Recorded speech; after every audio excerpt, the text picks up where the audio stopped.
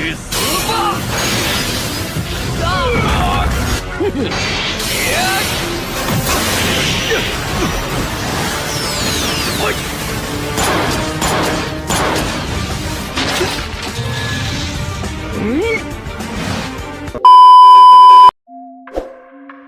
semua, gimana kabarnya? Semoga kuatannya baik-baik saja ya. Seperti biasa, pada video kali ini kembali admin akan melanjutkan cerita The Fate of Araat Season 1 Part 4. Nah, tanpa berlama-lama, langsung saja kita masuk ke alur ceritanya.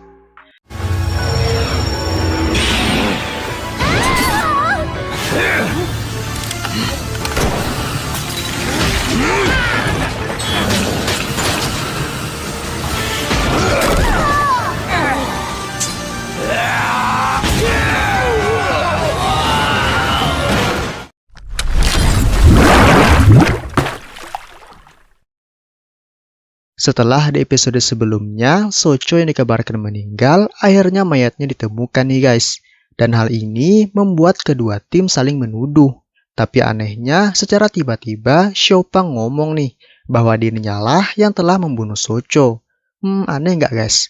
Masa guru membunuh muridnya? Terus mata Xiaopang di sini juga terlihat seperti terhipnotis.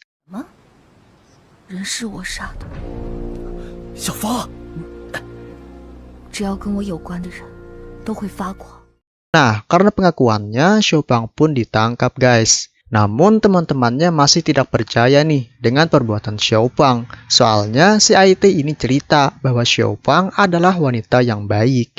Dan hal ini dibuktikannya di mana saat itu Xiaopang seringkali menolong orang. Contohnya saat Mei Mei diserang monster sihirnya yang saat itu ia masih belum bisa dikendalikan. Terus saat ia melatih Socho dahulu, yang dimana ia melatihnya dengan sangat baik. Tapi walaupun begitu, mereka tak bisa apa-apa guys, soalnya Xiaopang sudah terbukti bersalah karena ia telah mengaku. Tapi mereka tak menyerah nih guys, untuk mencari bukti lainnya bahwa Xiaopang tidak membunuh Socho. Lalu pada malam harinya, Wang Tian dan IT pun mulai melakukan penyelidikan dengan mengawasi tempat di mana Socho terbunuh. Karena kata IT, pelaku mungkin datang untuk kembali ke TKP. Dan benar saja, seketika muncul dua orang dengan menggunakan teleport. Dan sontak saja, Wang Tian dan IT melakukan penyerangan.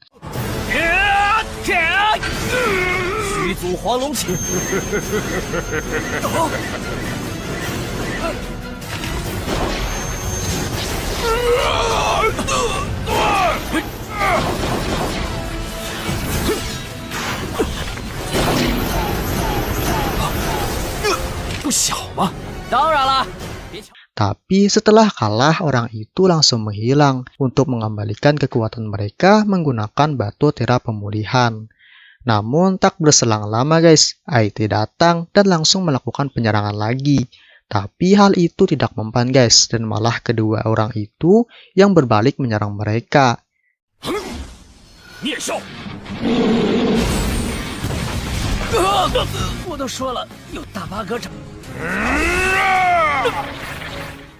Dan di tengah pertarungan itu, tiba-tiba saja tangan Wang Tian kembali bereaksi. Dan hal itu pun membuat mereka harus mundur dahulu. Ya mungkin karena mereka tidak ingin penyelidikan mereka diketahui, soalnya kan tangan Wang Tian itu sulit dikendalikan. Sementara itu, Lucasie yang juga melakukan penyelidikan merasa aneh nih guys dengan sebuah pohon yang ada di depannya. Seketika saat ia menyentuhnya, pohon tersebut berubah menjadi variasi batu tera atau batu yang bisa mengendalikan orang lain. Xin pun lalu berpindah kepada dua orang tadi yang kayaknya sedang merencanakan sesuatu. Tapi hal itu diketahui oleh IT dan Wang Tian yang saat itu mengawasinya. Dan tak lama kemudian, Lucasie datang dan memberitahu mereka bahwa pembunuhnya mempunyai batu tera. Dan tak lupa juga ia menceritakan bukti temuannya itu. Dan tak lama mereka pun lalu berpisah. Lalu IT dan Wang Tian yang tak sengaja melihat kedua orang tadi masuk ke sebuah gua ikut masuk ke sana. Namun anehnya, setelah beberapa saat berjalan, kedua orang tadi tiba-tiba menghilang. Hingga saat mereka berjalan, tiba-tiba saja setetes darah jatuh di muka Wang Tian. Rupa-rupanya itu adalah kedua orang tadi yang telah mati dan tergantung di sana. Namun sialnya, mereka berdua malah dituduh nih guys oleh teman kedua orang tadi, hingga mereka terpaksa harus dibawa. Untungnya, dengan kecerdikan IT, salah satu dari mereka berhasil kabur, yaitu Wang Tian.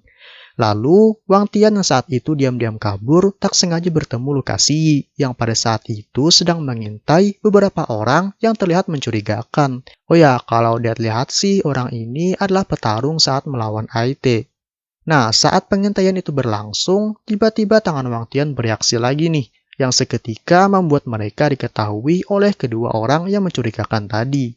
Xin pun lalu berpindah kepada Mei Mei yang ingin membebaskan Xiao Fang. Tapi ya tak bisa nih guys, soalnya sihirnya masih lemah. Tak berselang lama, IT juga datang dan langsung dikurung di sana. Ia pun terkejut melihat Xiao Fang yang ada di sampingnya. Saat penjaga sudah tidak ada, Mei Mei pun mencoba lagi untuk menolong IT.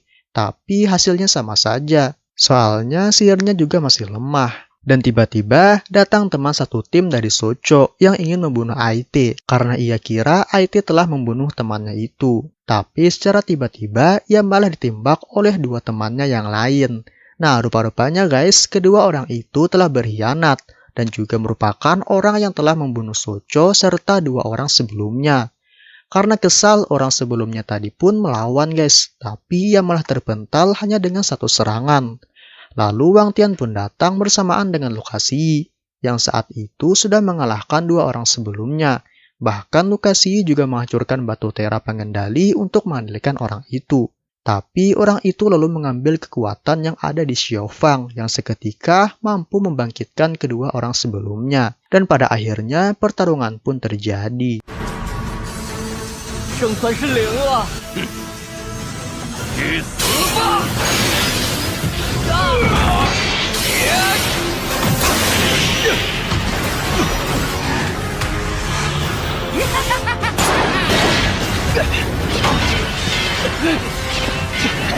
你们抓紧时间去救小芳。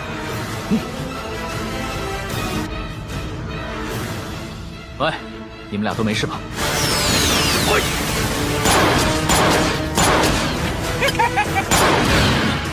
天才上！ Dan untungnya lagi Wang Tian berhasil membebaskan Xiao Fang. Tapi kedua musuh menghalanginya guys, dan untung Mei Mei memanggil monsternya. Sementara Lu Kasiyi juga berhasil nih guys menusuk pemimpinnya. Tapi hal itu tidak berasa dan malah Lu Kasiyi yang kembali diserang.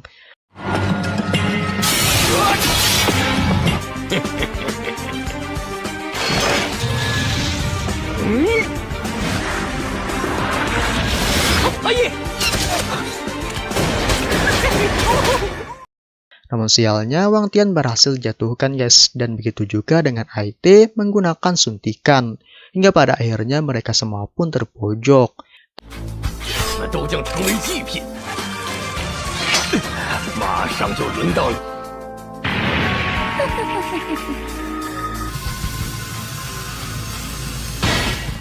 Tapi di saat itu Wang Tian bangkit dan mulai menyerang mereka dengan wujud iblisnya. Satu persatu dari mereka pun mulai dikalahkan nih guys.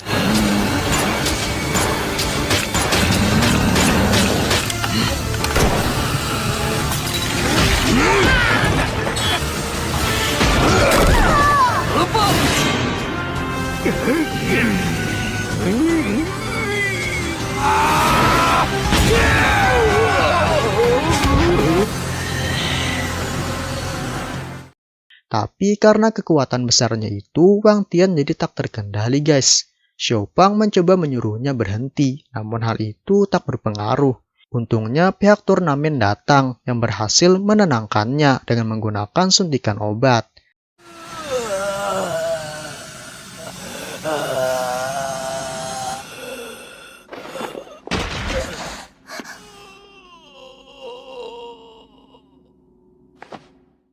Nah, setelah kejadian itu selesai, Xiao Fang yang telah sadar diberitahu semuanya bahwa ia bukanlah pembunuh Socho, melainkan keempat orang tadi.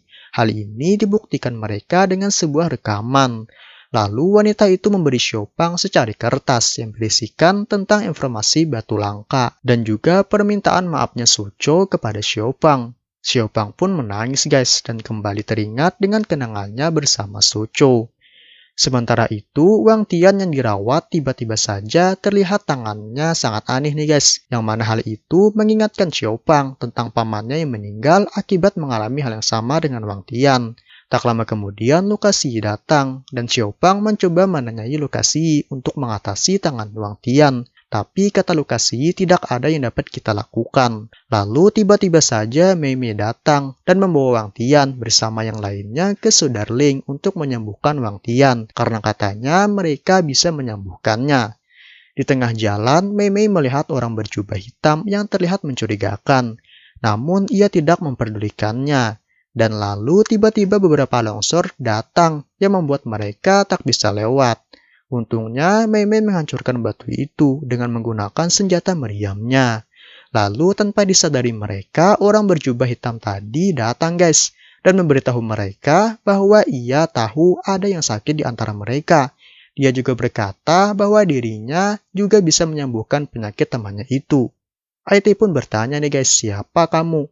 Orang itu pun menjawab bahwa ia adalah Sudarling atau orang yang mereka cari. Lalu, di saat Xiao Fang ingin meminta bantuannya, tiba-tiba orang itu langsung menyerang Xiao Fang, yang untungnya ditolong oleh Lu Kexi.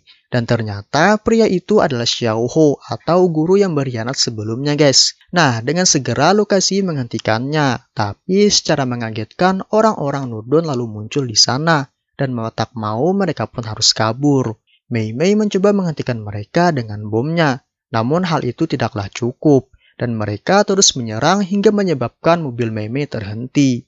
Lalu Xiao Hu pun mengangkat mobil itu untuk dijatuhkan ke jurang.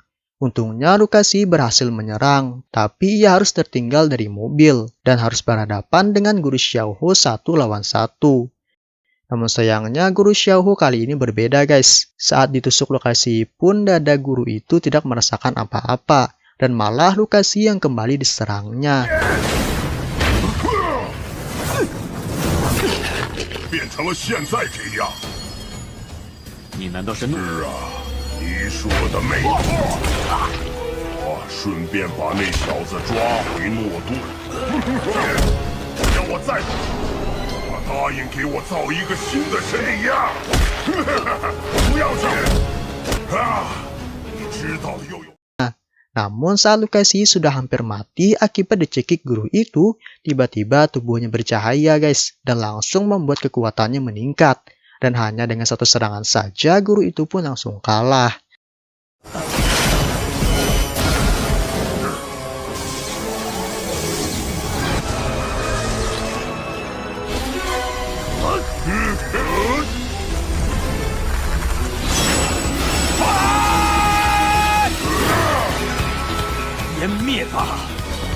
Sementara pasukan Nudon yang ingin mengambil Wang Tian tiba-tiba dikejutkan dengan kakek-kakek dan cucunya. Awalnya pasukan Nudon ini meremehkan kakek itu, tapi ternyata guys senjata pun tak mempan terhadap kakek itu. Dan bahkan hanya dengan menggunakan satu serangan kayunya saja, semua orang Nudon itu dibuat tak berkutik guys.